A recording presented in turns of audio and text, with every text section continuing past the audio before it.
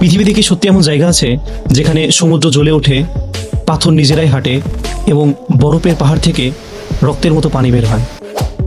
ভেনিজুয়েলার ক্যাটাটুম্বো বজ্রপাত। এখানে বছরে প্রায় 200 থেকে 300 রাত আকাশে টানা বজ্রপাত দেখা যায়। কখনো কখনো 1 ঘন্টায় শত শতবার বিদ্যুৎ চমকায়। তাই একে পৃথিবীর লাইটনিং ক্যাপিটালও বলা হয়। যুক্তরাষ্ট্রের সেলিং স্টোন। ক্যালিফোর্নিয়ার ডেথ ভ্যালিতে কিছু পাথর নিজেরাই মাটির উপরে সরে যায় বলে মনে হয়। বহু বছর রহস্য থাকার পর বিজ্ঞানীরা জানতে পারেন পাতলা বরফ, বাতাস ও ভেজা মাটির কারণে এই ঘটনা ঘটে। ইন্দোনেশিয়ার ব্লু ফায়ার। ইজেন আগ্নেয়গিরিতে রাতে নীল রঙের আগুন দেখা যায়।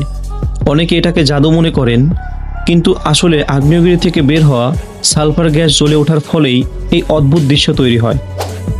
বায়োলুমিনেসেন্ট সমুদ্র। পৃথিবীর কিছু সমুদ্র সৈকতে রাতে ঢেউগুলো নীল আলোয় জ্বলে ওঠে।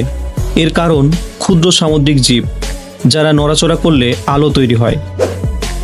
অ্যান্টার্কটিকার ব্লাড ফলস।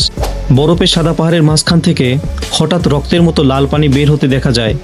প্রথমে বিজ্ঞানীরা অবাক হয়ে গিয়েছিলেন, পরে জানা যায় লৌহ সমৃদ্ধ পানির রাসায়নিক বিক্রিয়ার কারণে এই লাল রং তৈরি হয়। ভাবুন তো, প্রকৃতি আমাদের চারপাশে কত অদ্ভুত এবং অবিশ্বাস্য ঘটনা লুকিয়ে রেখেছে। তাহলে এই 5টি ঘটনার মধ্যে কোনটি আপনাকে সবথেকে বেশি অবাক করেছে? কমেন্টে জানাতে ভুলবেন না।